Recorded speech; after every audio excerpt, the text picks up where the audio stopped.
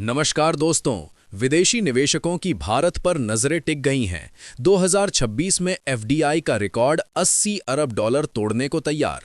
लेकिन सवाल ये है कि क्या ये सुनहरा सपना सच होगा या वैश्विक चुनौतियां बीच में आ जाएंगी। मजबूत अर्थव्यवस्था, बड़े निवेश वादे और ईज ऑफ डूइंग बिजनेस के दांव पर भारत नया एफडीआई हॉटस्पॉट बनने की दहलीज पर खड़ा है। तो आइए इसकी पूरी कहानी खोलते हैं।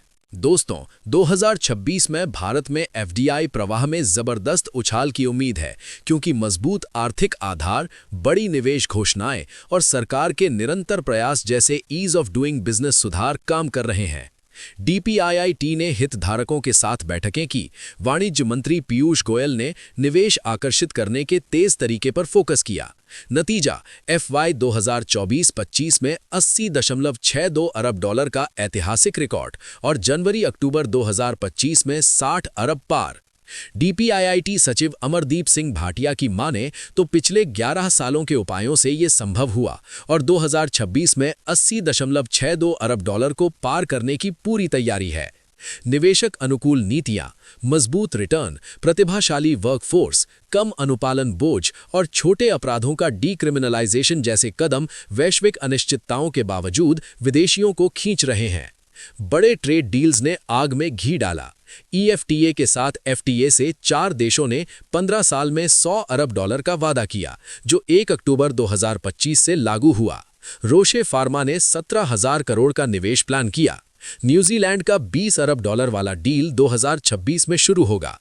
वहीं यूएनसीटीएडी रिपोर्ट कहती है वैश्विक एफडीआई 2024 में 11% गिरा, लेकिन विकासशील देशों में स्थिर और भारत में प्रोजेक्ट एक्टिविटी तेज।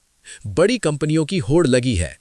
माइक्रोसॉफ्ट के सत्या नडेला का 2030 तक 17.5 अरब डॉलर, अमेज़न के 35 अरब अगले 5 साल में क्विक कॉमर्स से एआई तक, गूगल का 15 अरब dollar AI hub, Apple Samsung की एंट्री और आर्सेलरमित्तल का स्टील कैपेसिटी 7 लाख से 10 लाख टन तक विस्तार।